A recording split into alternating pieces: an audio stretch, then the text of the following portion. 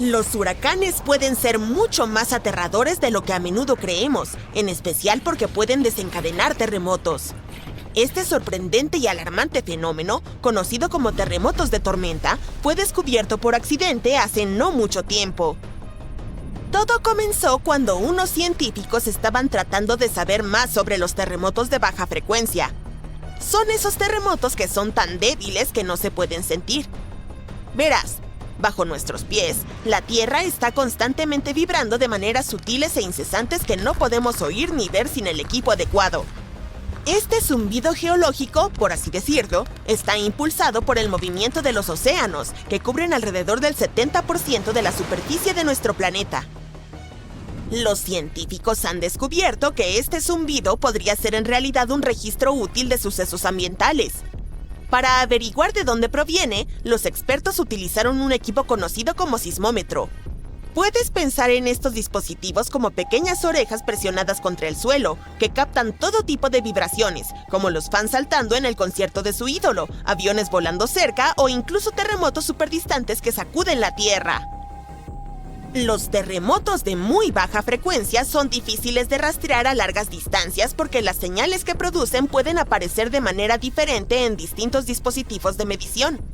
Para solucionar este problema, los expertos idearon una forma de seguir estas señales combinando lecturas de áreas más pequeñas, algo así como armar un rompecabezas. Sin embargo, mientras hacían esto, se toparon con un extraño conjunto de sucesos que se parecían un poco a los terremotos que estaban estudiando, pero no eran exactamente iguales. La primera cosa extraña que notaron fue que este fenómeno específico era estacional. Nunca ocurría entre mayo y agosto, por ejemplo. Eso es completamente diferente de los terremotos, que pueden suceder en cualquier momento del año. La segunda cosa llamativa es que los terremotos suelen ocurrir más en la parte occidental de los Estados Unidos, donde el suelo se desplaza a lo largo de fallas en la superficie. Pero estas nuevas y extrañas vibraciones se extienden no solo a lo largo de la costa oeste de América del Norte, sino también hacia el lado oeste. Entonces, ¿qué podría estar desencadenando este nuevo fenómeno? Lo que descubrieron es que muchos de estos temblores coincidieron con el momento en que grandes tormentas azotaron América del Norte. Así que, en esencia, estamos hablando de una cadena de reacciones. Lo que ocurre es que durante una temporada específica, los huracanes o tormentas fuertes pueden transferir energía a los océanos, formando olas muy fuertes. Estas olas luego interactúan con la tierra sólida, donde se produce actividad sísmica. Estas explosiones de energía que nacen de grandes tormentas pueden irradiarse a miles de kilómetros a través de los continentes, lo que ahora llamamos terremotos de tormenta. Se cree que este fenómeno puede desencadenar terremotos de hasta 3,5 en la escala de Richter. Esto significa que puede ser percibido por muchas personas, pero normalmente no causa daños. Pero eso no significa que nos relajemos, ya que las aguas oceánicas pueden, de hecho, aumentar la intensidad de los huracanes. Tal como sucedió con el aterrador huracán Milton, que recientemente dejó un rastro de destrucción a través de Florida. La zona azul-violeta que estás mirando es el huracán Milton, visto desde una perspectiva satelital. El 9 de octubre, este huracán mantuvo vientos de 250 kilómetros por hora y azotó la región con fuertes lluvias, vientos dañinos y marejadas ciclónicas peligrosas para la vida. Las estimaciones muestran que las pérdidas podrían alcanzar hasta los $34,000 millones, lo que lo convertiría en una de las tormentas más costosas en la historia de Estados Unidos. Lo que sucedió con el huracán Milton fue bastante complicado. Todo comenzó con unas aguas muy cálidas en el Golfo de México, las cuales actuaron como un impulso, al darle a este huracán la energía que necesitaba para crecer.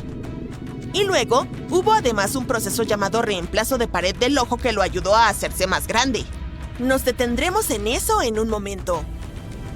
Entonces, cuando el huracán Milton se acercaba a la costa, ocurrió algo extraño.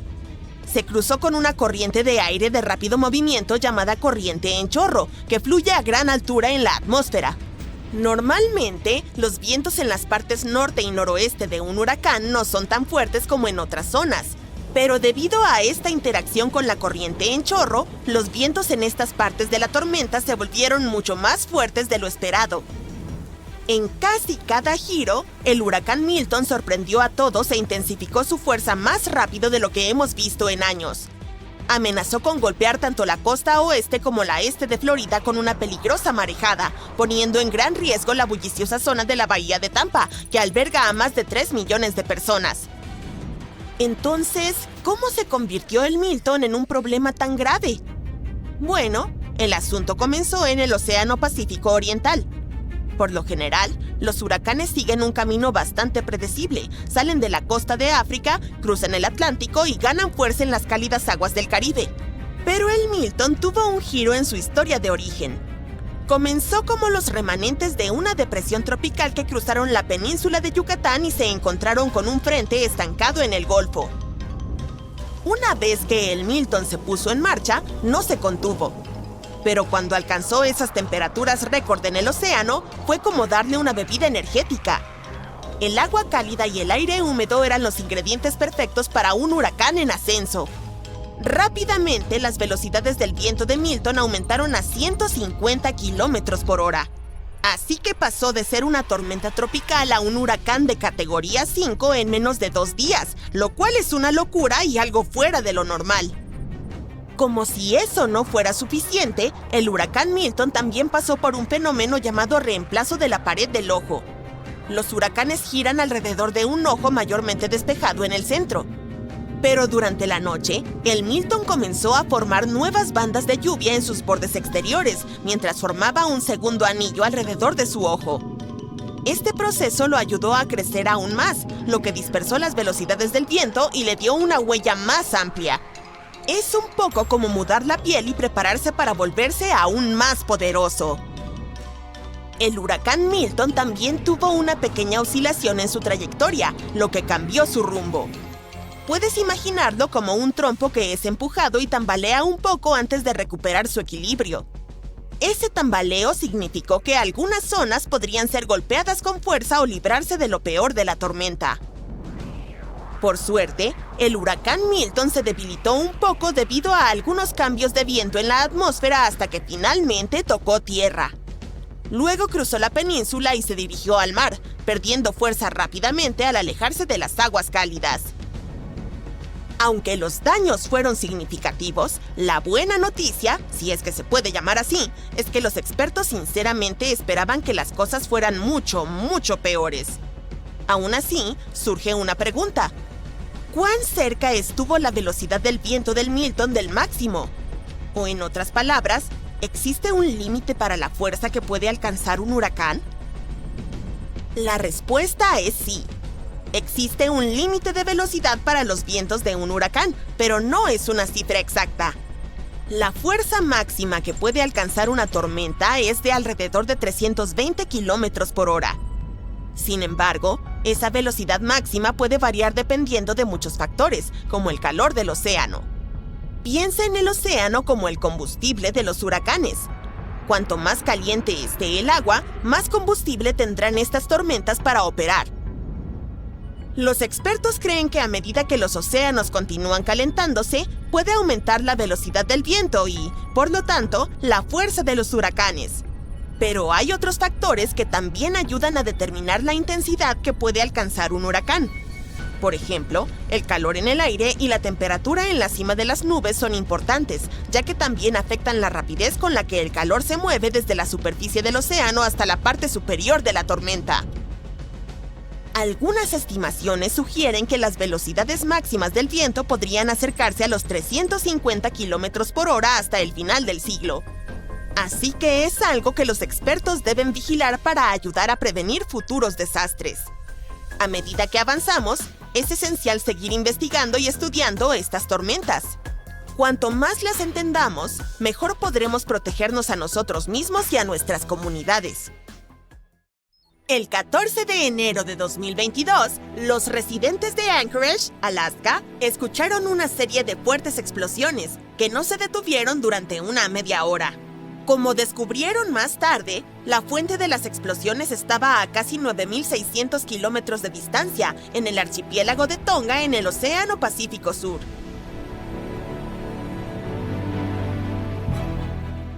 El volcán submarino Hunga Tonga se había despertado de su profundo sueño. Erupcionó por última vez a finales de diciembre de 2021, después de 7 años de inactividad. El Hunga Tonga envió una gran columna de cenizas a la estratosfera que se vio en la capital de Tonga, a 69 kilómetros del volcán. En los días siguientes, estuvo emitiendo vapor y gas a una altura de 11 kilómetros. Además, expulsaba cenizas que se acumulaban a su alrededor e incluso hicieron que la isla sobre la que se encontraba aumentara de tamaño. Luego, volvió a dormirse y las autoridades incluso anunciaron que estaba inactivo. Pero solo un par de semanas después despertó de nuevo, con una fuerza descomunal. Lanzó nubes de ceniza a 19 kilómetros en la atmósfera que bloquearon el sol en algunos lugares y cayeron desde el cielo. Las ondas sonoras de la erupción recorrieron el planeta varias veces. En Fiyi, las personas escucharon un sonido que les recordaba el trueno. Algunos estruendos incluso llegaron a Canadá. Las ondas de choque recorrieron la Tierra 4 veces en Japón y Utah y al menos 2 veces en Massachusetts. La erupción provocó decenas de miles de relámpagos. También desencadenó un megatsunami de cientos de metros de altura. Causó daños a edificios e infraestructura, como cables submarinos. Las olas extremas llegaron hasta la costa de California y hubo una marea inusualmente alta en las costas del Pacífico de Canadá. Los científicos estudiaron datos sísmicos para comprender qué causó una erupción tan inmensa. Su modelo de investigación mostró que hubo una gran explosión, probablemente porque el gas quedó atrapado en las rocas, similar a cómo funciona una olla a presión cuando se cocina en exceso.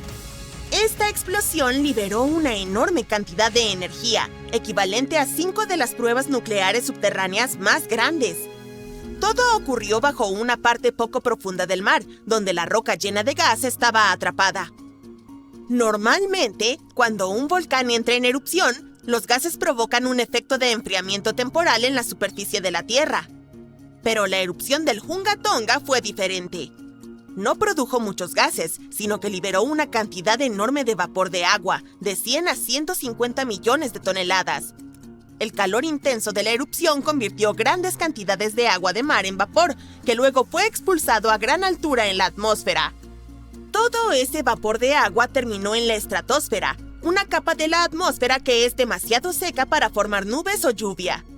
Los científicos no tienen observaciones de erupciones volcánicas como la del Hunga Tonga para predecir sus efectos a largo plazo en nuestros patrones climáticos. Esto se debe a que la única manera de medir el vapor de agua en la estratosfera es con satélites especiales, que solo han existido desde 1979, y no ha habido una erupción similar a la del Hunga Tonga en ese tiempo. De hecho, la erupción de Tonga es la explosión de su tipo mejor documentada en la historia reciente. Los científicos contaban con muchos instrumentos para estudiarla, como satélites que tomaron fotografías desde el espacio y sensores que captaron las vibraciones y movimientos de la Tierra. Hubo una erupción similar en 1991 en un volcán de Filipinas, pero en aquel entonces no disponían de tantas herramientas avanzadas como ahora para estudiarla de cerca. Expertos de diferentes países analizaron datos satelitales inmediatamente después de la erupción del Hunga Tonga. Querían averiguar cuánto tiempo permanecería el vapor de agua en la estratosfera, hacia dónde se desplazaría y, por supuesto, qué significaría esto para el planeta y para todos nosotros. El primer gran resultado de la erupción, al menos en parte, fue un enorme agujero en la estratosfera que persistió durante varios meses en 2023. Para cuando apareció, el vapor de agua había alcanzado la estratosfera polar sobre la Antártida. Pero el Hunga Tonga terminó teniendo un efecto mínimo en las temperaturas promedio globales, al menos por ahora. Esperemos que no repita la historia del volcán Monte Tambora, en la actual Indonesia. Hace más de 2 siglos, en 1815, este villano hizo erupción y provocó el año sin verano. Al año siguiente, el invierno fue muy frío y húmedo en Europa y América del Norte. También hubo tsunamis catastróficos que destruyeron hogares y se cobraron 10,000 vidas, además de otras 80,000 personas que enfermaron después. No es fácil perderse un evento como la erupción del Hunga Tonga o del Tambora, pero algunos volcanes submarinos se descubren por accidente. Una pasajera de un vuelo comercial miró por la ventana sobre el Océano Pacífico y vio una mancha de color extraño en el agua. Pensó que podría ser una mancha de petróleo o una balsa flotante de piedra pómez, que es un indicio claro de una erupción volcánica reciente. Decidió enviar una foto de esta escena a un geólogo. Y así fue como los científicos encontraron uno de los volcanes más grandes del mundo, el Havre. Está escondido a unos 1,000 metros debajo de la superficie. En 2012, el Havre tuvo una erupción gigantesca que duró aproximadamente 90 días. Lava caliente se derramó por 14 diferentes respiraderos alrededor de la apertura semicircular del volcán. El Havre es solo uno de los muchos sistemas volcánicos cubiertos por miles de metros de agua.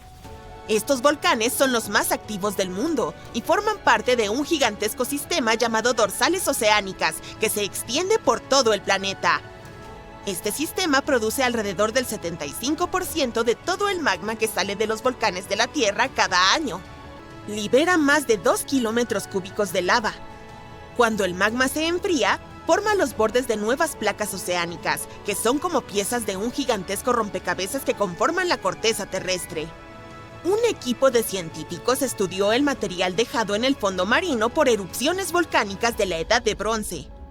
Hace unos 3,600 años, un volcán que estaba parcialmente sumergido en el sur del mar Egeo despertó de repente. Esta erupción destruyó la isla de Santorini y lanzó al aire enormes cantidades de ceniza, rocas y gases. Dejó tras de sí gruesas capas de ceniza y roca que se acumularon en pilas en el fondo del océano. Los científicos han estado estudiando la antigua erupción de Santorini durante varios años para entender qué ocurre durante sucesos tan importantes. Su investigación colaboró para explicar cómo las futuras erupciones volcánicas podrían afectar el clima de nuestro planeta. El estudio también ayuda a los científicos a comprender la intensidad de las erupciones, cuán alto pueden llegar las columnas de erupción y los tamaños de las olas que se forman cuando toda esa ceniza y roca se asienta en terrazas en el fondo del océano. Esta información ayudará a predecir los peligros de erupciones futuras. Cuando un volcán entra en erupción, el último lugar donde deseas estar es en su interior, pero los científicos lo hacen por ti. Bueno, algo así. Desarrollaron una nueva técnica de imagen inteligente que utiliza las mejores ideas de la imagen médica y los microscopios ópticos. Imagen matricial, así se llama, y facilita comprender lo que sucede bajo tierra, incluso cuando no hay muchos sensores disponibles. Estos sensores, llamados geófonos, detectan y registran el movimiento de las ondas sísmicas, que son vibraciones que viajan a través de la Tierra. Al estudiar estas ondas, los científicos pueden conocer los tipos de rocas distintas y cómo están dispuestas bajo la superficie. Los investigadores probaron su método en un volcán en Guadalupe, en el Caribe. No hay tantos geófonos en este sitio, pero los científicos combinaron los datos de múltiples geófonos gracias a esta nueva tecnología. Utilizaron un truco especial llamado efecto memoria para revertir las distorsiones que ocurren cuando las ondas sísmicas rebotan en diferentes materiales subterráneos y para determinar cómo eran las señales originales. Los investigadores pudieron ver claramente la estructura dentro del volcán hasta una profundidad de aproximadamente 10 kilómetros, con imágenes increíblemente detalladas. Descubrieron que hay muchas capas de magma almacenadas bajo tierra. Estas capas están conectadas con otras partes profundas de la Tierra. Conocer estas capas y su funcionamiento podría ayudar a hacer mejores predicciones sobre cuándo podría erupcionar un volcán. Si se puede lograr, se le advertirá a la gente con anticipación y podrían ponerse a salvo de erupciones peligrosas. El suelo de repente comienza a temblar. Nubes de gas empiezan a formarse en el cielo y lo oscurecen en pleno día. Porciones del terreno comienzan a hincharse, levantarse e incluso colapsar. Estos son los signos inconfundibles de un volcán que está a punto de hacer erupción. Y esto es lo que podría ocurrir finalmente otra vez con el monte Spur. Está a solo unos 120 kilómetros de Angkor, una de las ciudades más concurridas de Alaska.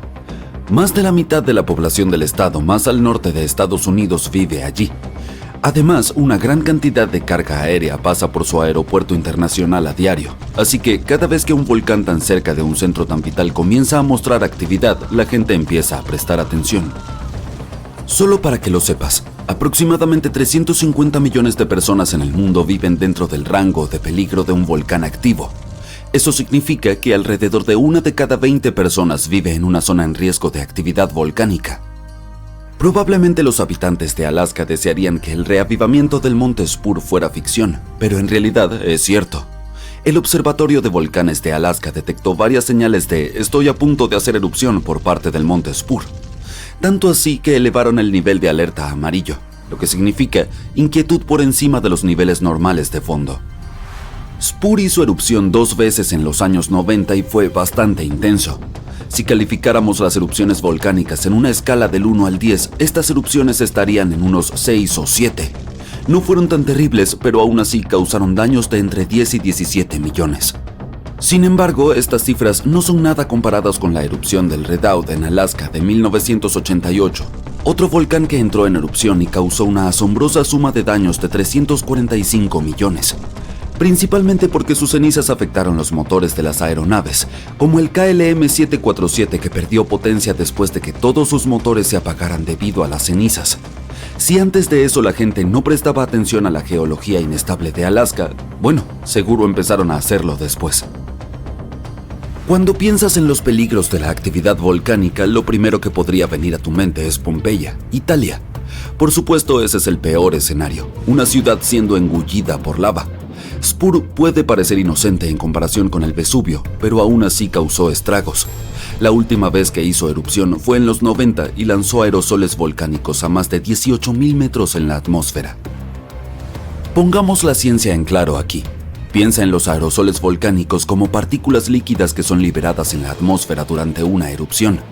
Estas generalmente se forman cuando los gases de un volcán, como el dióxido de azufre, se combinan con agua y otras partículas que existen en nuestra atmósfera. Estos aerosoles pueden enfriar la superficie de la Tierra, ya que reflejan la luz solar de vuelta al espacio. Y eso no es lo peor. Pueden permanecer en la atmósfera durante varios años después de una erupción y causar numerosos problemas de salud. La erupción desató avalanchas vertiginosas de gas caliente y ceniza conocidas como flujos piroplásticos, junto con gruesas y lodosas inundaciones llamadas lahares. Y también estaban los enormes bloques de roca volcánica. Estos eran gigantes, algunos de más de 1 metro de largo. Fueron lanzados desde el volcán como balas de cañón naturales y aterrizaron a más de 10 kilómetros de distancia. Todo ese calor volcánico derritió parte de un glaciar cercano, lo que provocó flujos de escombros que represaron el río Chacachatna y crearon un lago completamente nuevo a lo largo del valle.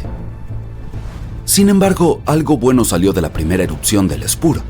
La lección principal fue: la supervisión volcánica vale la pena. El monitoreo local pudo reducir los daños económicos causados por la erupción, especialmente por una ciudad con un tráfico aéreo intenso. Spur es considerado inactivo por el momento, pero podría entrar en erupción en cualquier momento. Verás, dependiendo de cuánta actividad están presentando, los volcanes se clasifican como activos, inactivos o extintos. Si está activo, todavía está retumbando y haciendo erupción de manera bastante irregular. Inactivo significa que ha tenido actividad reciente, pero está tranquilo por ahora. ¿Y extinto? Eso es cuando ha estado silencioso durante tanto tiempo que pensamos que ha terminado para siempre. Uno de los volcanes activos más peligrosos de Estados Unidos es el Monte Santa Elena. Este volcán es, de hecho, responsable de la erupción más poderosa en la historia de Estados Unidos. Su última explosión fue tan intensa que desprendió aproximadamente 396 metros de su cumbre. Básicamente, la cima de la montaña desapareció. Y si pensabas que la nube de ceniza del Monte Spur era impresionante, Santa Elena gana la competencia, ya que lanzó sus cenizas a 24 kilómetros en el cielo. El este de Washington se sumió en la oscuridad total. Pero no fue solo eso. En cuestión de 3 minutos, la erupción lanzó 3.700 millones de yardas cúbicas de roca y polvo ardiente, suficientes para llenar 1 millón de piscinas olímpicas, a lo largo de casi 600 kilómetros cuadrados de bosque frondoso. En realidad, los terrenos que presagiaron la erupción comenzaron semanas antes del 18 de mayo de 1980. Un terremoto de magnitud 5.0 se desató, lo que provocó un deslizamiento de tierra en un lado del volcán. Al final de la fecha oficial de la erupción, 57 personas habían perdido la vida.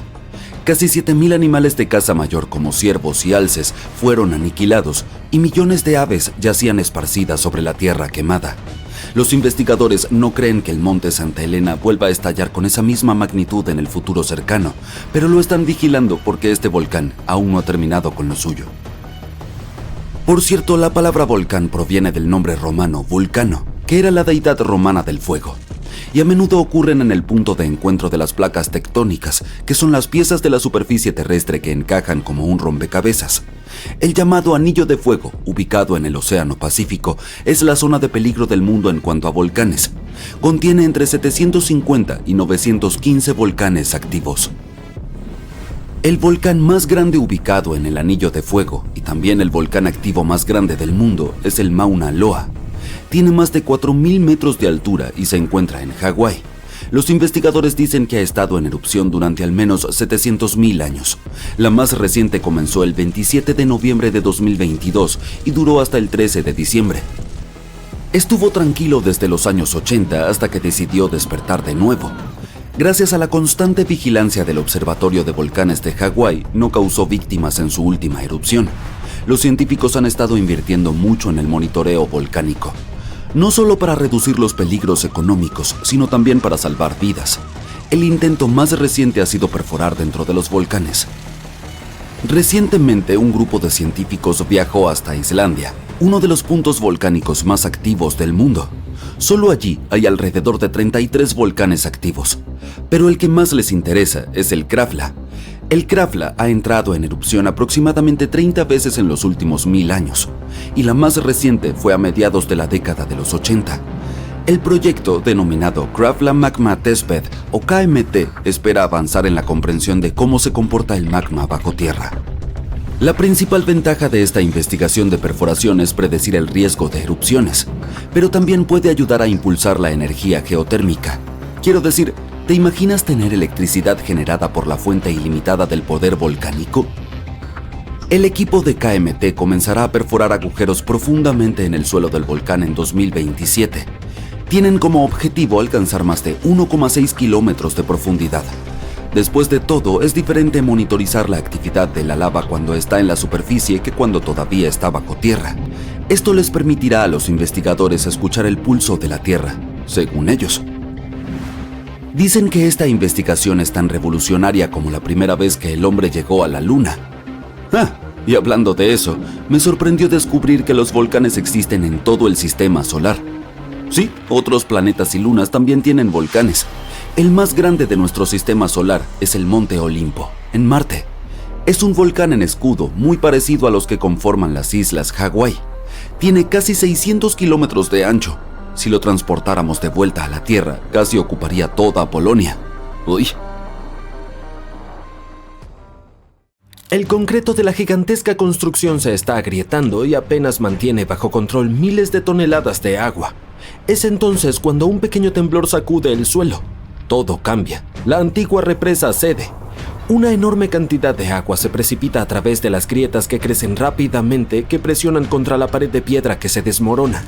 Un momento más y la enorme represa desaparece entre poderosas cascadas, dirigiéndose apresuradamente hacia el pueblo en el valle. Cuando una gran represa llega a los 50 años, alcanza su edad de alerta. Básicamente es una advertencia de que el mantenimiento de la represa se volverá mucho más difícil y el factor de riesgo comenzará a aumentar. Un estudio reciente del Instituto para el Agua, el Medio Ambiente y la Salud de la ONU ha descubierto que el Reino Unido y Japón tienen la mayor cantidad de represas en esta categoría de edad de alerta. No es de extrañar, en ambos países la represa promedio tiene más de 100 años. Si tú al igual que yo te preguntas por qué tantas represas están envejeciendo al mismo tiempo, la respuesta es bastante simple. A mediados del siglo XX hubo un auge masivo en la construcción de represas. Desde finales de los años 50 hasta los años 70, los países construyeron más de 1.100 represas cada año. Pero después de 1990, la fiebre constructora se desaceleró. No aparecieron más de 500 represas nuevas cada año, y desde el 2000, este número ha disminuido aún más, a menos de 300.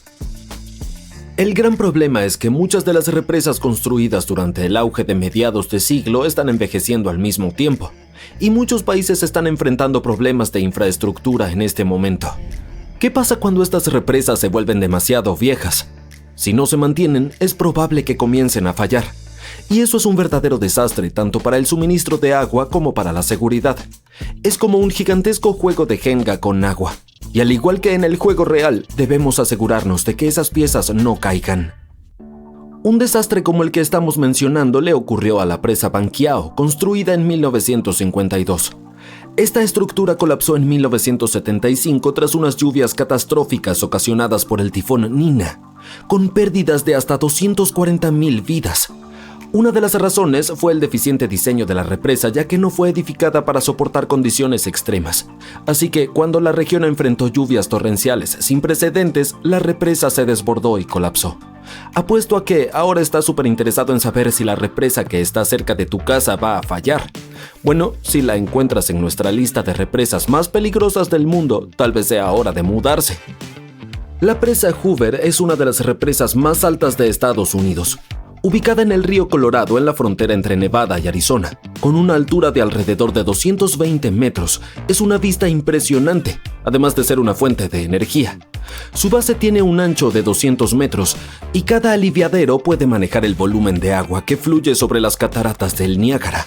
Sin embargo, los expertos advierten que si la gigantesca presa Hoover colapsa tendrá consecuencias catastróficas al poner en riesgo la vida de millones de personas. El problema es que la represa está envejeciendo, además de estar ubicada en una zona sísmica activa. La represa de Almendra es la más alta de España. Fue construida entre 1963 y 1970 y su principal propósito es controlar el caudal del río Tormes. Esta represa no es cosa de risa. Una pequeña manipulación podría desatar una ola de destrucción. Por lo tanto, es una gran preocupación para quienes viven río abajo. La represa Jinping 1, a menudo conocida como la primera cascada de Jinping, es la más alta del mundo, con una altura de 300 metros. Se encuentra en China. Fue construida para regular el flujo del río Yalong. Esta estructura tiene una responsabilidad inmensa, ya que produce entre 16 y 18 mil millones de kilovatios por hora anualmente. El hogar promedio consume alrededor de 11,000 kilovatios por hora al año. Esto significa que la energía producida por la central hidroeléctrica de Jinping es suficiente para abastecer a alrededor de 1.600.000 hogares. La represa de Kariba es una estructura colosal construida sobre el río Zambezi entre Zambia y Zimbabue. Diversas autoridades se encargan de su mantenimiento, pero según informes, si no se realizan reparaciones lo más pronto posible, la represa podría causar una terrible destrucción en las regiones circundantes. Es crucial vigilar a este gigante.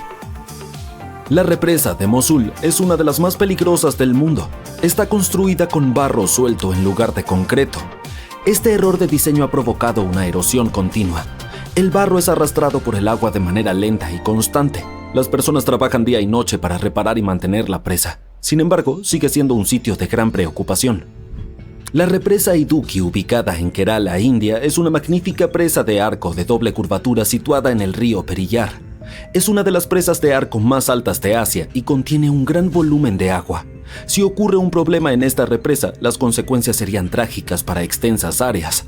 Un desastre así podría acabar con innumerables vidas. Por eso, el mantenimiento de la represa es crucial para la seguridad de todos. La presa de las Tres Gargantas en China es la estación de energía hidroeléctrica más grande del mundo, completada en 2012. La represa casi alcanza una altura de 185 metros y se extiende por 2.335 metros.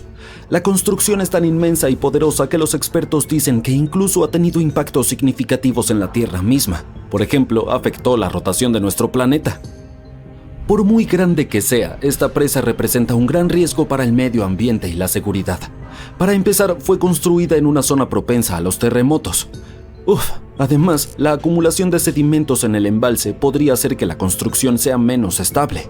Por otra parte, cuando la estaban construyendo, tuvieron que reubicar a más de 1 millón de personas y cambiaron significativamente el ecosistema. Famosa por su belleza, la presa Monticello de los Estados Unidos atrae a miles de visitantes cada año.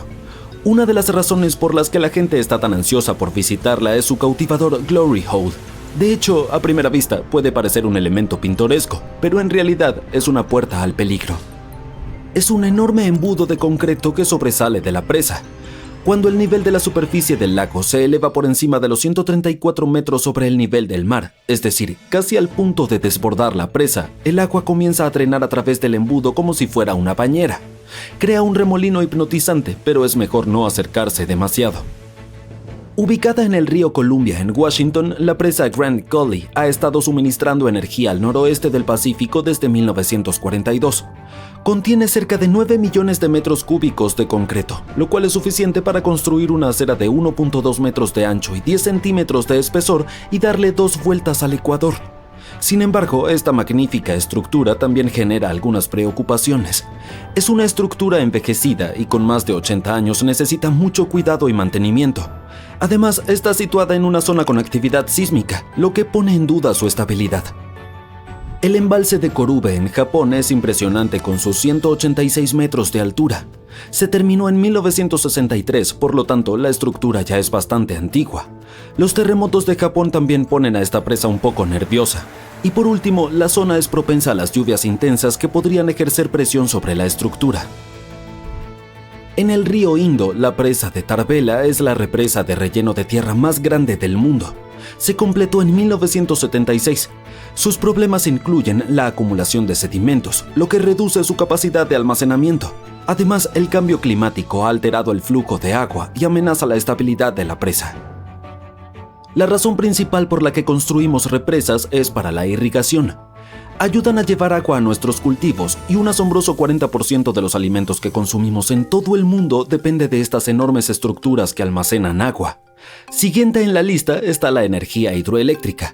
Las represas son como gigantescas baterías que convierten el agua en movimiento en electricidad. Luego tenemos el suministro de agua, el control de inundaciones y hasta actividades recreativas como la navegación y la pesca.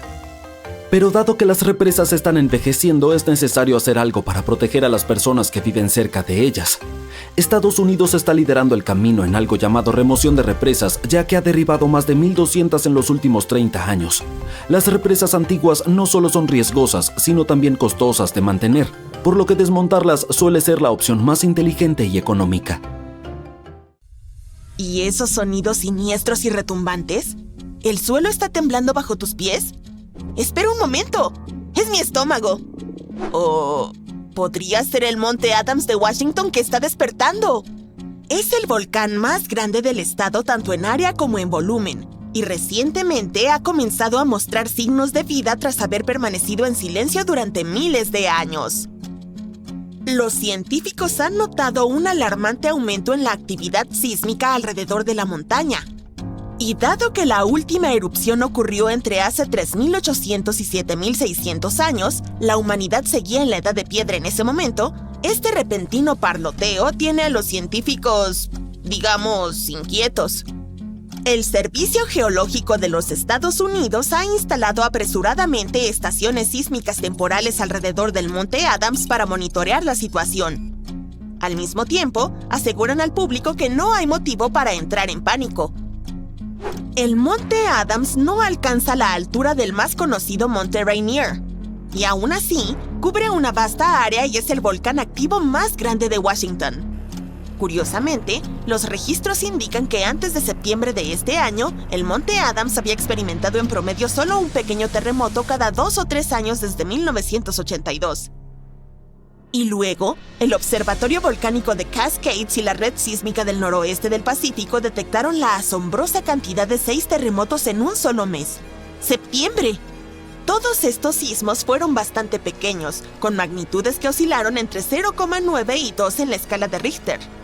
Esto significa que eran tan débiles que no se sentían en la superficie. Además, las imágenes satelitales confirmaron que no hubo deformación del terreno en la zona.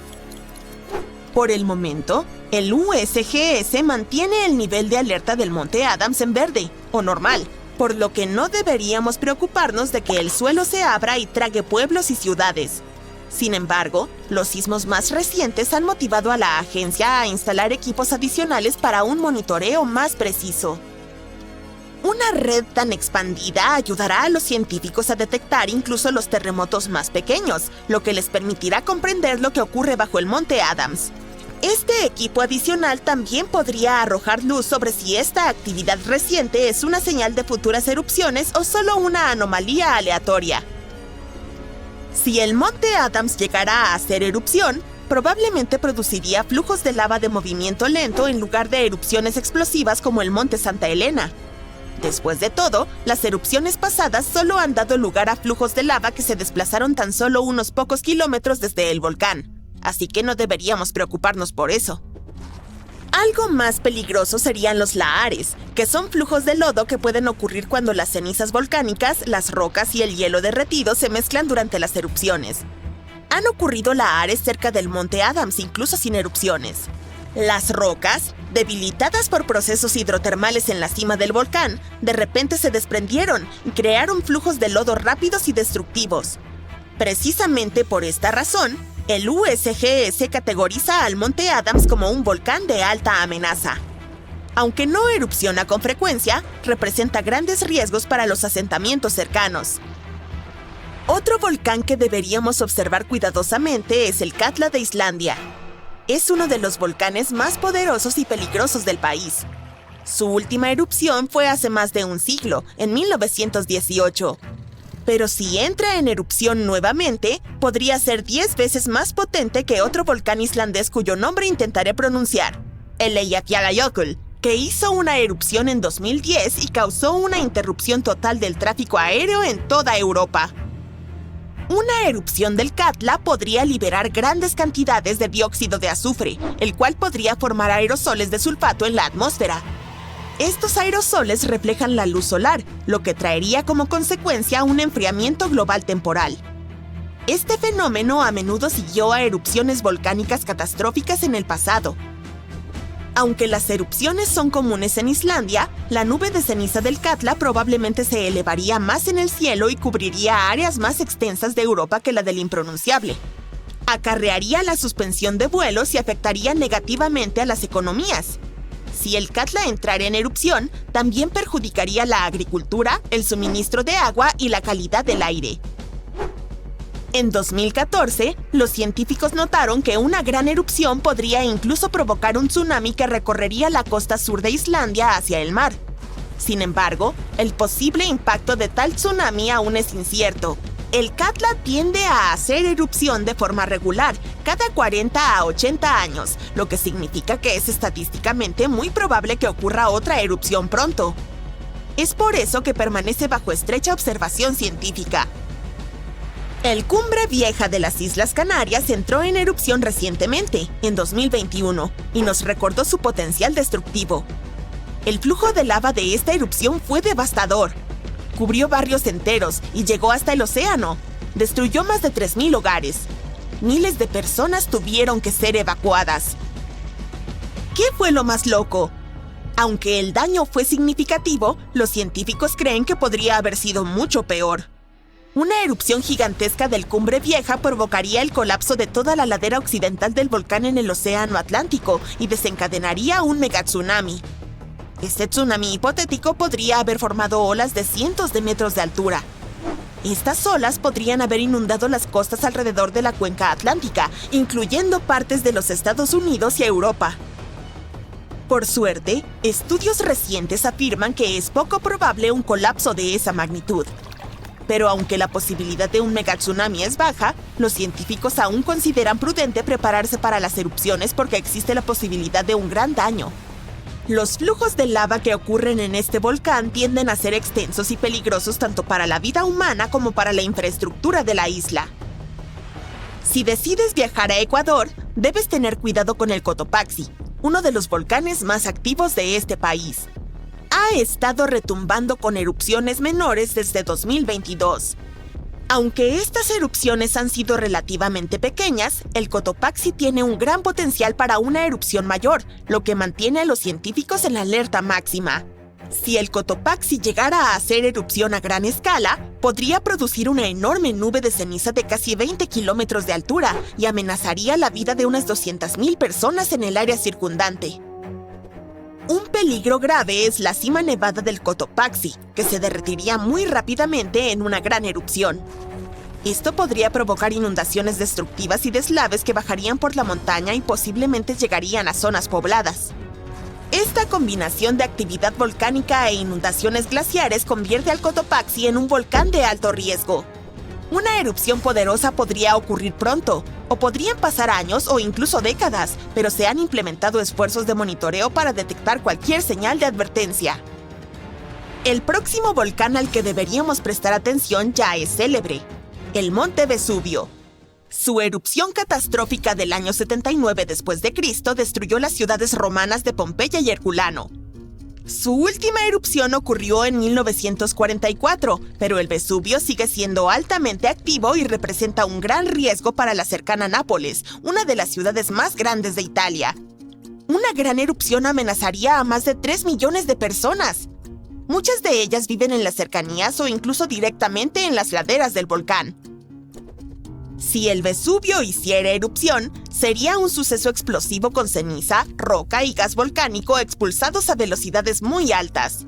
Y aunque no se espera un fenómeno tan destructivo por unos cientos de años, el Vesubio sigue siendo uno de los volcanes más vigilados del mundo, ya que tiene un verdadero potencial para causar daños catastróficos en una zona densamente poblada. Luego tenemos al Popocatépetl, a menudo llamado el Popo. Es uno de los volcanes activos más altos de América del Norte y se encuentra a unos 64 kilómetros de la Ciudad de México. Precisamente esta proximidad a un área metropolitana con una población de 22 millones de personas hace que el Popocatépetl sea especialmente peligroso. Una gran erupción podría enviar una enorme nube de ceniza sobre la Ciudad de México y causar interrupciones generalizadas. La ceniza taparía los sistemas de drenaje de la ciudad, contaminaría los suministros de agua y provocaría cortes de energía al generar cortocircuitos en los sistemas eléctricos.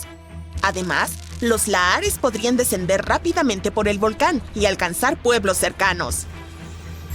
El Popocatépetl ha mostrado actividad sísmica casi constante desde principios de la década de 2000 y las erupciones pequeñas son bastante comunes aquí.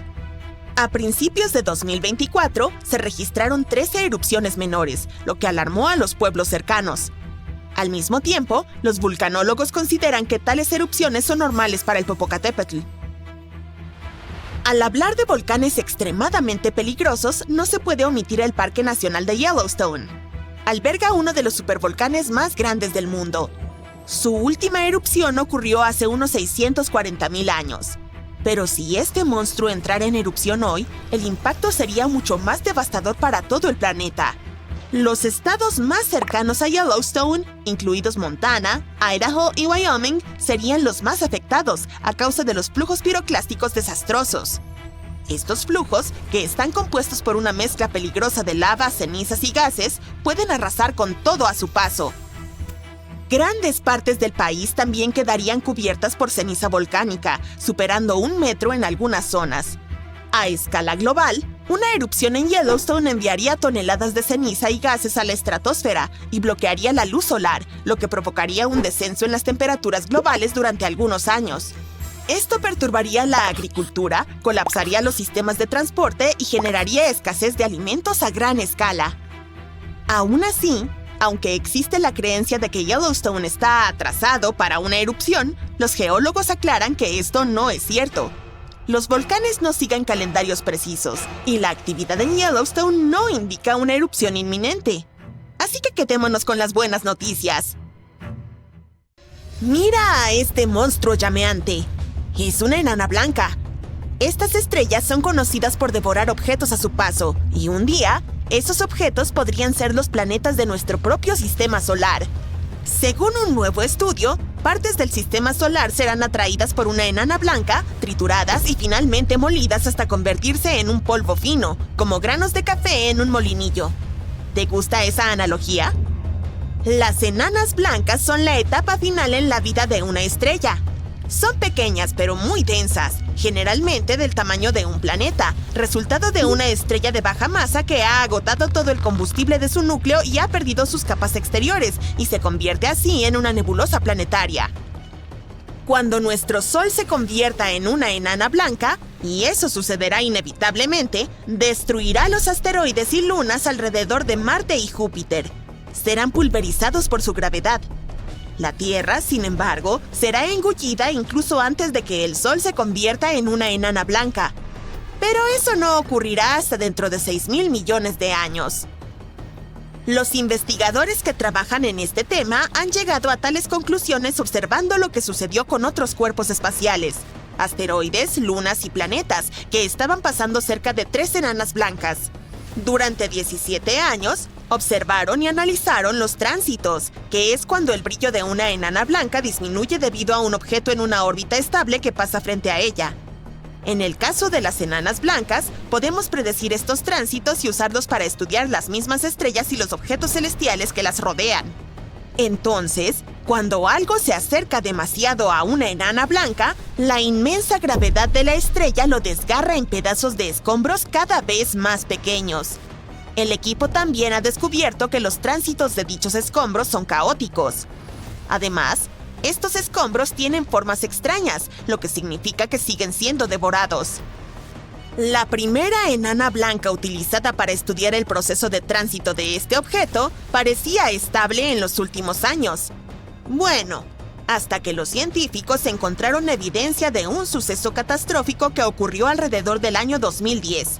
La siguiente estrella se oscurece de manera irregular cada 2 meses antes de volver a iluminarse. Y la tercera enana blanca solía comportarse de acuerdo con las predicciones teóricas. Tenía tránsitos que variaban en número, forma y profundidad. Pero el último estudio ha demostrado que los tránsitos ahora han desaparecido por completo.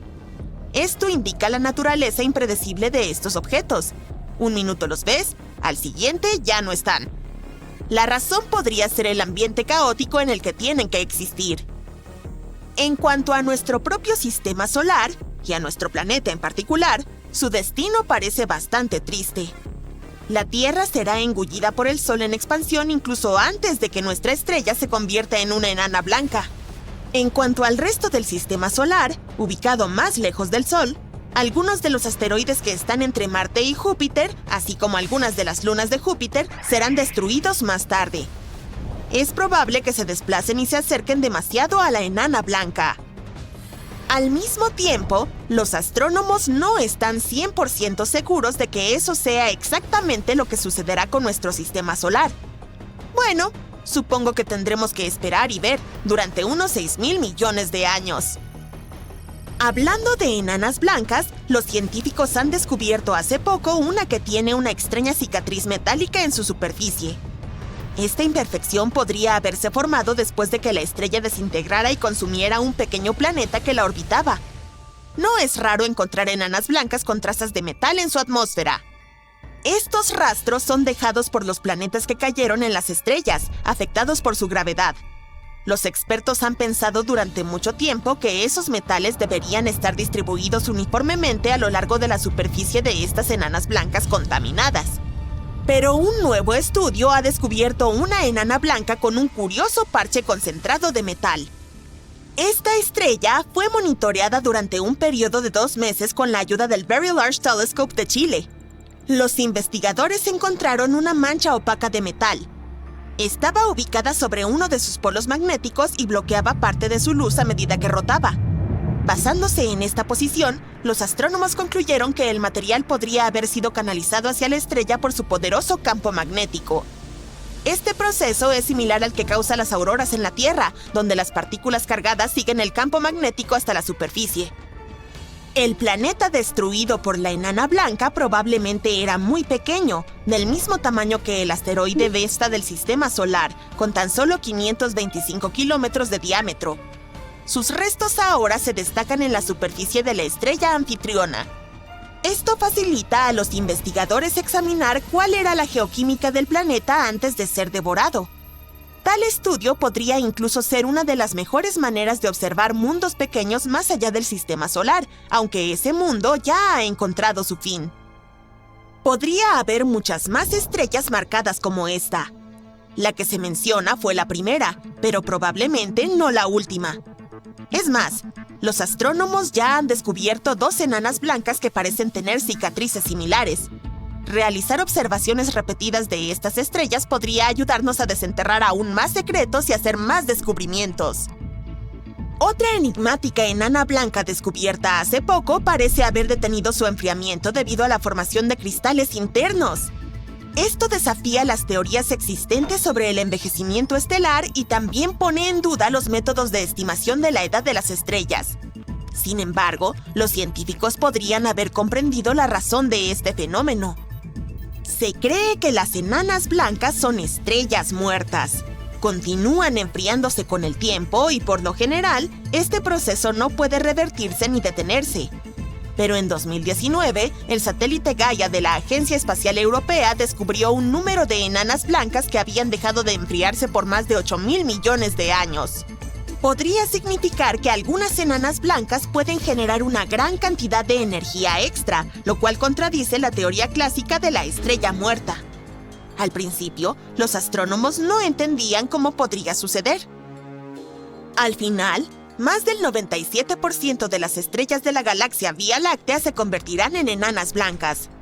Los astrónomos han pensado durante mucho tiempo que tales estrellas están al final de sus vidas. Después de agotar su fuente de energía nuclear, dejan de producir calor y se enfrían. Con el tiempo, el denso plasma de su interior se congela en un estado sólido y la estrella se solidifica de adentro hacia afuera. Todo el proceso puede llevar miles de millones de años.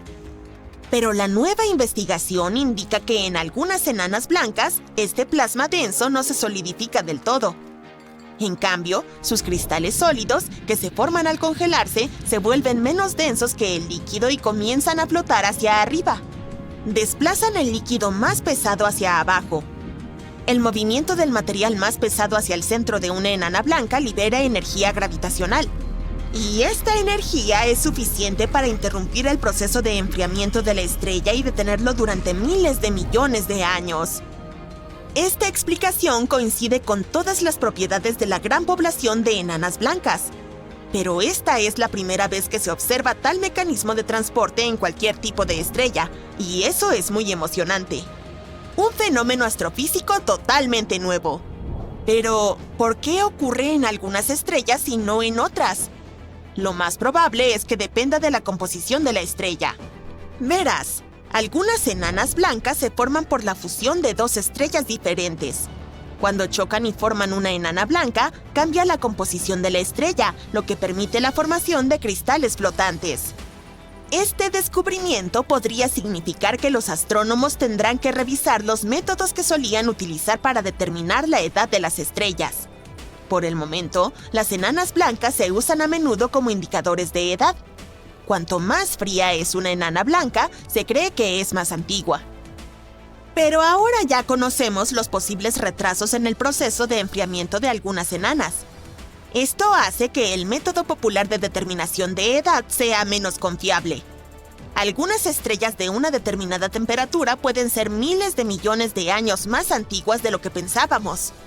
El mecanismo de transporte recientemente descubierto dentro de las enanas blancas significa que algunas de estas estrellas pueden estar brillando tan intensamente como las normales durante miles de millones de años.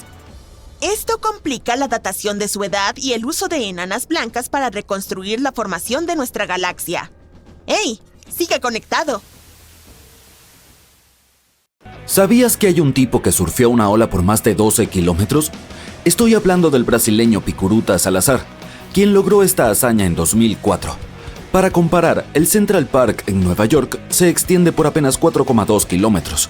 Esa era la ola por Oroca, y solo se puede surfear durante 3 días al año.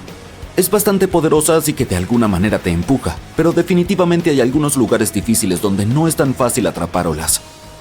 Si estás buscando el sitio de surf más extremo, Pipeline en Hawái es el indicado. Pero ten cuidado, no es apto para los débiles de corazón. Este lugar es conocido por sus enormes olas que pueden alcanzar hasta 6,10 metros de altura. ¿Y mencioné el arrecife poco profundo? Sí, las caídas allí pueden resultar en lesiones serias o peor aún, podrías terminar durmiendo con los peces. Las olas en Pipeline también son sumamente impredecibles, así que nunca sabes lo que te espera. Es como una caja de chocolates, excepto que en lugar de bombones hay enormes olas que podrían aplastarte como un insecto. Pero bueno, si te sientes valiente, la competencia anual Billabong Pipe Masters se celebra allí cada invierno. Asegúrate de dar lo mejor de ti y lleva un cambio de ropa interior. Incluso los surfistas más experimentados se acercan a Pipeline con cautela y respeto. Es como intentar domesticar a un animal salvaje. Un movimiento en falso y estás frito o peor. Y entonces, si estás listo para montar las olas más brutales del mundo, ven a Pipeline. Solo que no digas que no te advertí. Para aquellos que sueñan con California, hay un lugar difícil en el estado dorado para ustedes. Mavericks es famoso por sus enormes olas y corrientes fuertes, lo que representa un desafío incluso para los surfistas experimentados. Agárrate fuerte porque esta ola te llevará de paseo. Para empezar, aclaremos una cosa. Mavericks no es para débiles. Este monstruo puede alcanzar alturas de hasta 18,28 metros. Pero bueno, si eres un surfista experimentado y sientes valor, entonces Mavericks es el lugar para estar. Ubicado justo frente a la costa de Half Moon Bay, este sitio es conocido por sus enormes oleajes y olas impresionantes. Es como el Hulk de los lugares de surf, grande, audaz y listo para arrasar. Ahora, no pienses que Mavericks se trata solo de las olas. Oh, no, amigo mío. Este sitio también alberga a algunos de los surfistas más geniales. Estos chicos y chicas viven por la emoción de atrapar una ola de Maverick y harán lo que sea necesario para salir a surfearla. Pero aquí está la cuestión. Mavericks no se trata solo de surf, también de comunidad. Estos surfistas se cuidan entre sí y saben que cuando están allá afuera en esas olas gigantescas, todos están juntos en el mismo desafío. Es como una gran familia salada. Así que ya lo saben, amigos. Mavericks, el lugar de surf más salvaje y extremo de California. Si estás listo para el reto, toma tu tabla y lánzate. Solo recuerda, cuando estés frente a una pared de agua de más de 18 metros, está bien gritar como una niña pequeña. Observaremos, no juzgaremos. Taupo en Tahití también tiene algunas de las olas más pesadas del mundo.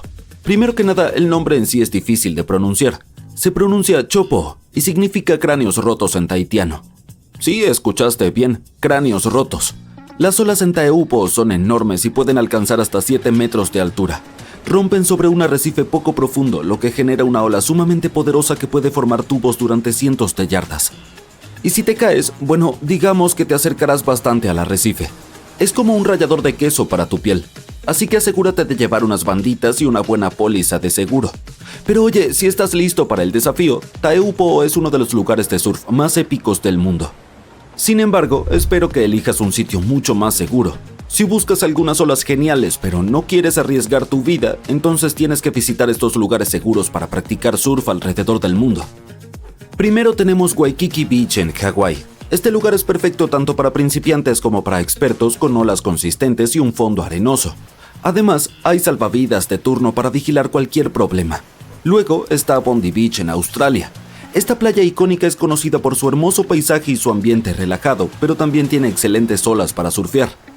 El agua es poco profunda y hay muchas escuelas de surf alrededor para enseñarte lo básico o en este caso, las tablas. Pero si buscas algo un poco más exótico, dirígete a Nosara en Costa Rica. Este lugar cuenta con agua cálida, olas constantes y un ambiente relajado. Además, los locales son muy amables y te recibirán con los brazos abiertos. Por último, pero no menos importante, está la playa de Muizenberg, en Sudáfrica. Este lugar tiene algunas de las olas más constantes del mundo, pero no son demasiado grandes ni peligrosas. Además, hay vigilantes de tiburones en servicio para mantenerte a salvo de cualquier atención no deseada de los carnívoros locales. Pero no importa cuán seguro sea el lugar, todavía vas a necesitar algunos trucos ingeniosos para llevar tu surf a un nivel completamente nuevo. ¿Alguna vez te has preguntado por qué los surfistas untan cera en sus tablas? Bueno, déjame decirte que no es solo para lucir bien. Verás, cuando estás allá dominando las olas, no quieres resbalar y deslizarte por todos lados como un pingüino en hielo. Ahí es donde entra la cera. Básicamente, este producto proporciona agarre a la tabla para que te adhieras a ella como mantequilla de maní en el pan. Sin ella estarías resbalándote como un cerdo engrasado en una feria de condado. Y créeme, no es una buena idea. Pero aquí está el asunto. No todas las ceras son iguales. Tienes que encontrar la adecuada para tu tabla y las condiciones del agua. Es como elegir el sabor correcto de helado para tu cono. No quieres terminar con menta con chispas de chocolate cuando realmente querías fresa. Así que la próxima vez que veas a un surfista encerando su tabla, recuerda que no lo hacen por el aroma, aunque algunas ceras huelen bastante bien. Lo hacen para no caer y avergonzarse frente a todos en la playa. Y eso vale su peso en oro. Por cierto, ¿sabías que frotar un poco de cera en la planta de tus pies puede darte mejor agarre en tu tabla? Sí, es como magia. No más resbalones y deslizamientos como una foca en una roca mojada. Otro truco común es usar tapones para los oídos. Fíjate, incluso hay una condición llamada oído de surfista.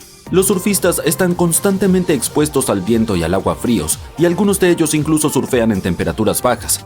Si tus oídos están expuestos al frío de forma permanente, tu canal auditivo puede contraerse.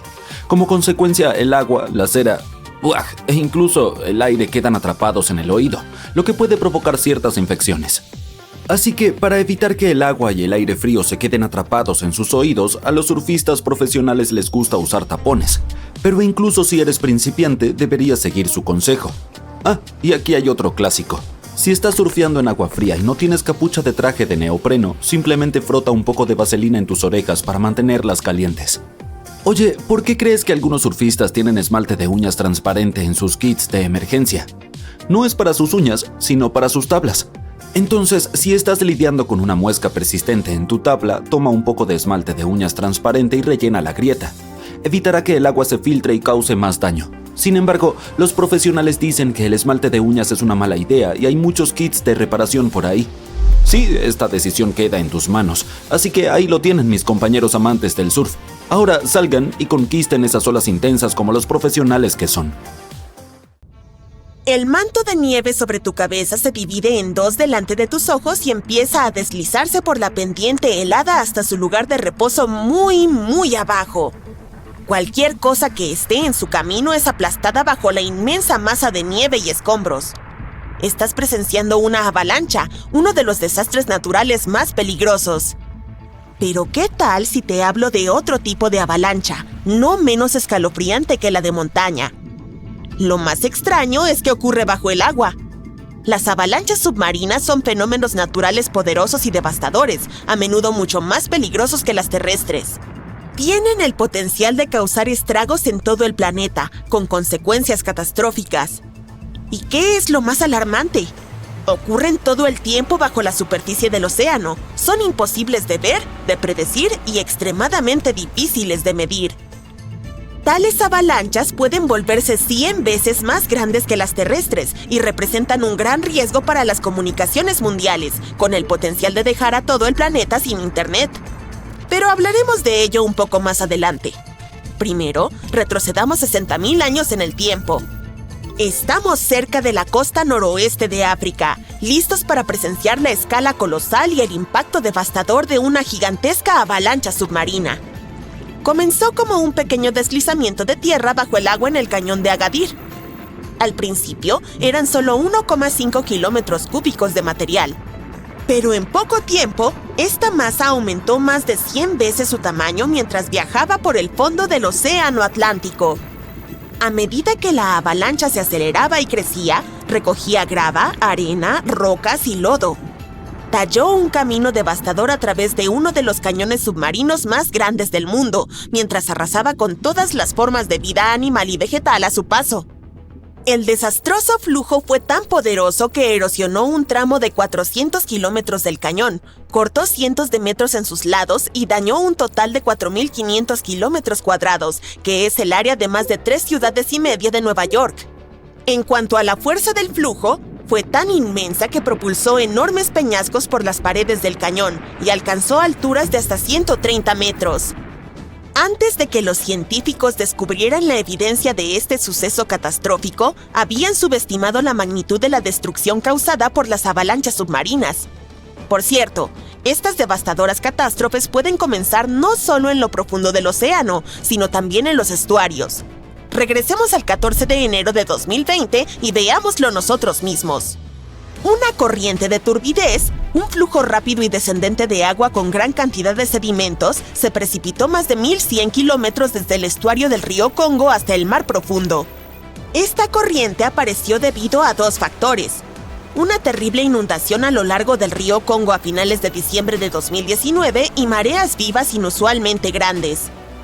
Esto dio como resultado una avalancha de arena y barro.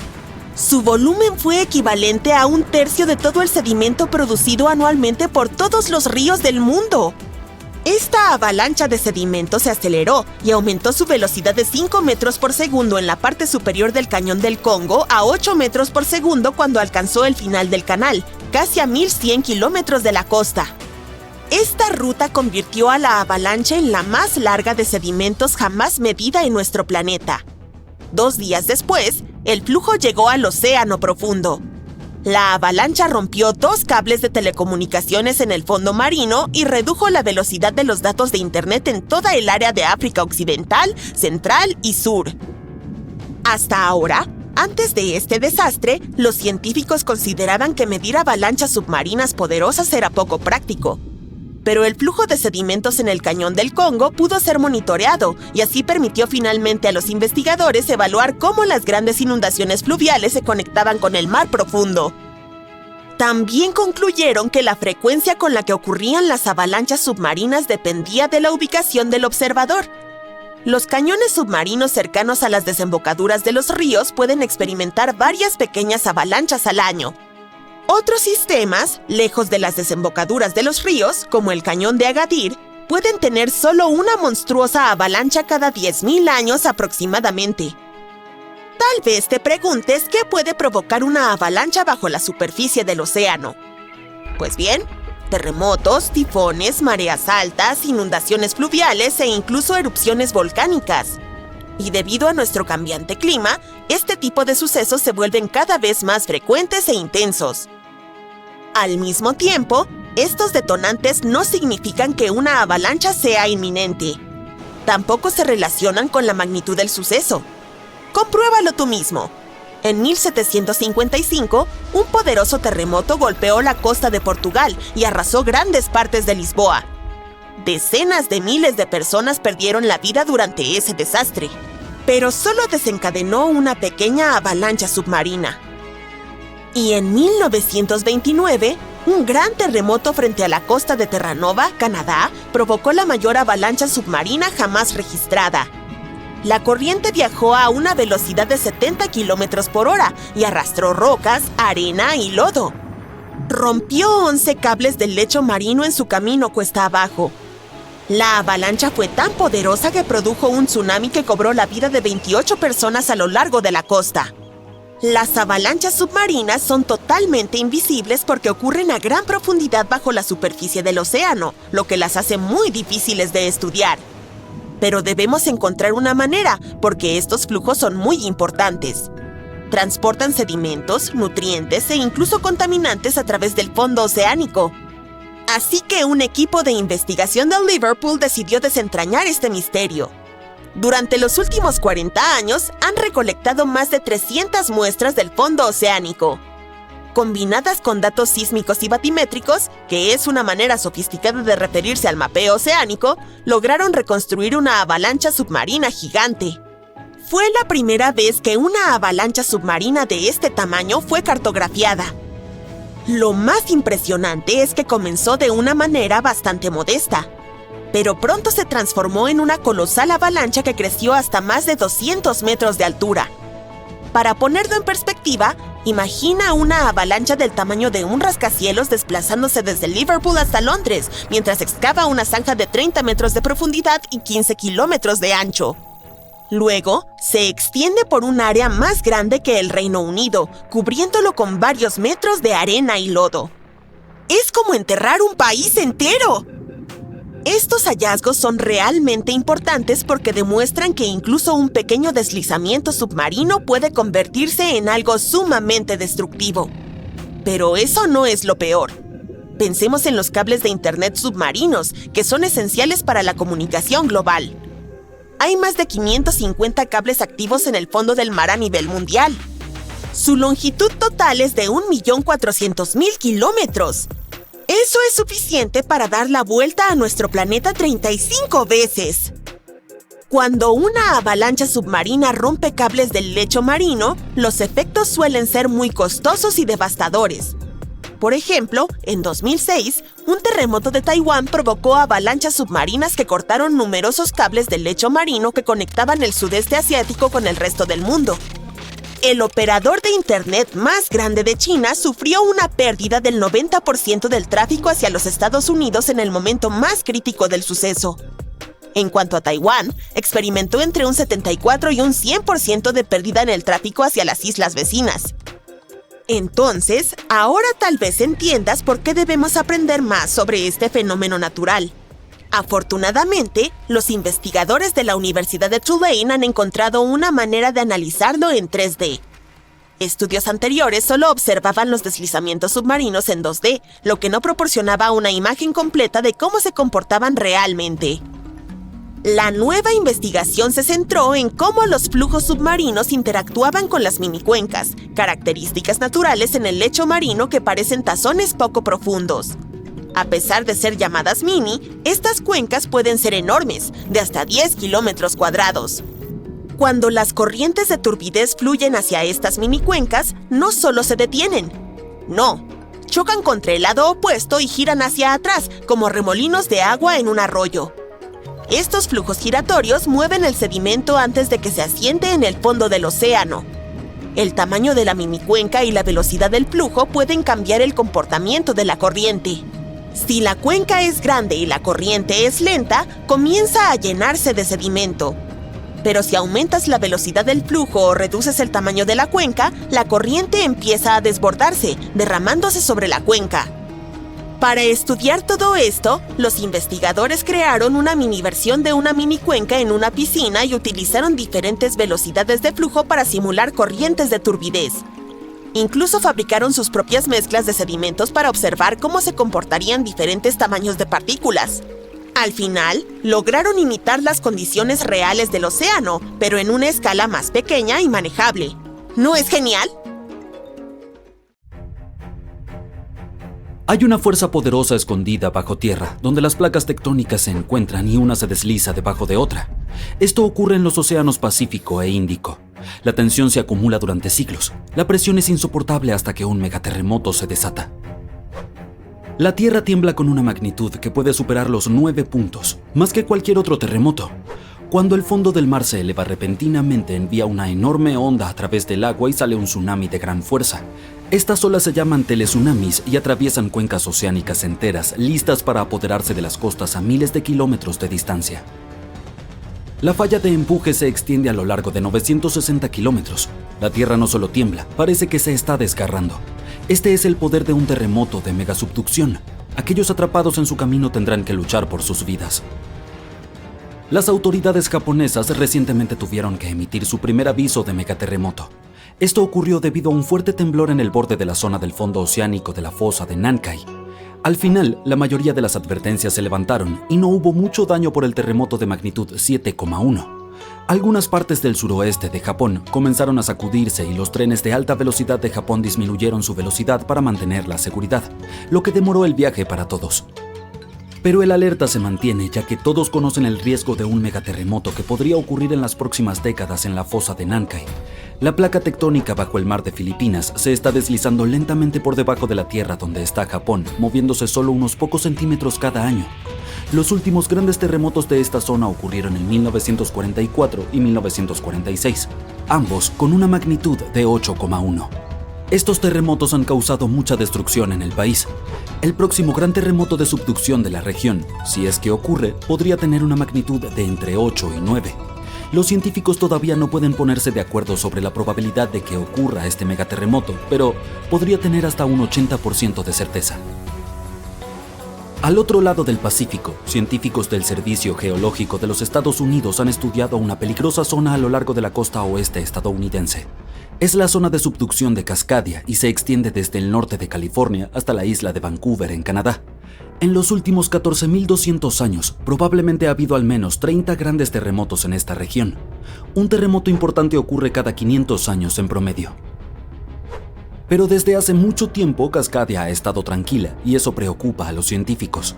Ellos piensan que esto podría deberse a que el área está bloqueada, lo que significa que las placas tectónicas están pegadas y acumulando mucha presión. Con el tiempo, una parte del fondo marino podría romperse de repente y moverse hacia adelante algunos metros. La sacudida duraría solo 5 minutos, pero crearía un poderoso tsunami a medida que el fondo marino se desplaza, lo que duraría 10 horas. Según los expertos, si esto ocurre, será el peor desastre natural en la historia del país. El terreno en algunas colinas del interior podría convertirse en algo parecido a arenas movedizas. Esto provocaría que las laderas se deslicen y se desmoronen, llevándose consigo carreteras y puentes. Alrededor de 620.000 edificios podrían quedar muy dañados o incluso colapsar, incluidos unos 100 hospitales y 2.000 escuelas. Las personas del estado de Washington tendrían que valerse por sí mismas sin ayuda durante 2 semanas, buscando alimentos, agua y refugio por su cuenta. Los científicos están estudiando fenómenos de deslizamiento lento, donde las placas tectónicas se mueven muy despacio durante semanas o meses, liberando algo de energía, pero no lo suficiente como para detener un gran terremoto.